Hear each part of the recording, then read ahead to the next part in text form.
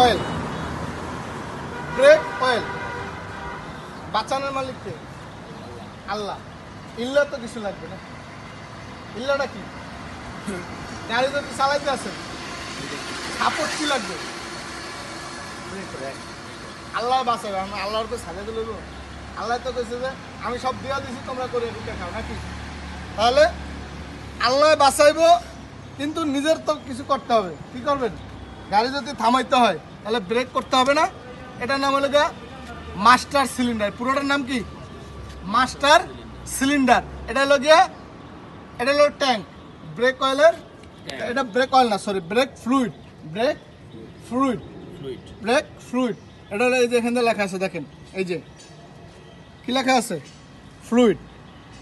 ঠিক আছে, break fluid. ঠিক আছে, তাহলে এই ব্রেক ফ্লুইড আমাদের এখানে ট্যাঙ্কে দিতে হবে। এটা হলো ব্রেক ফ্লুইড ট্যাঙ্ক।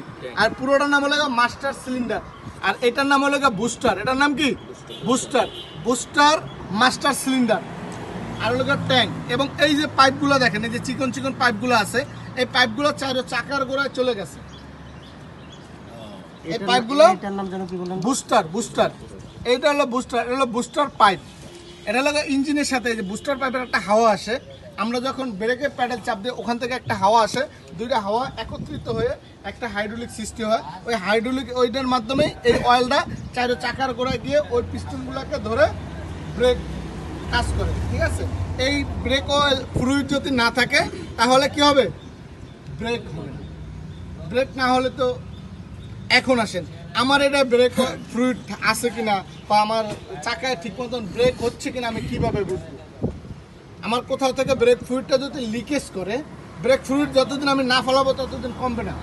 কিন্তু ওই যে পাইপ, চিকন পাইপ, এগুলো যে কোনো মুহূর্তে লিকেজ করতেই পারে, ফাইটে দিতে পারে কোনো কিছু, একটা পাথর। এটা কিন্তু আউটসাইড, ইনসাইড না। এটা কি? আউটসাইড। মানে এইটা গাড়ির এই বাইরের দিকে। এই যে দেখেন চাকার গোড়া, ওই যে দেখেন পাইপ দেখা যায়, দেখছেন? হ্যাঁ, ওই যে নিচ দিয়ে দেখেন পাইপ দেখা যায়।